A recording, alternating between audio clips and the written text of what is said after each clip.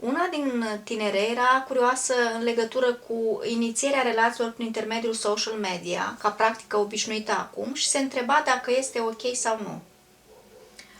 Într-adevăr, modul de a relaționa, de a începe o relație, de a consolida o relație s-a schimbat și cel puțin în momentele prezente, când trecem printr-o pandemie, când există izolare, cu siguranță amprenta social media este mai mare în începerea de relații. Social media exploatează niște vulnerabilități pe care noi le avem. De asemenea, promovează foarte mult stereotipurile prin imaginile care se vehiculează în social media, că toată lumea este fericită, toată lumea este împlinită, relațiile sunt satisfăcătoare, etc. Deci, cu siguranță, relațiile s-au transformat, au devenit, poate prin social media, puțin mai superficiale, prin faptul că social media nu merge în profunzime, nu merge foarte mult în conținut, merge foarte mult pe scroll să vezi cât mai mult, dar nu să adâncești un anumit aspect al relației.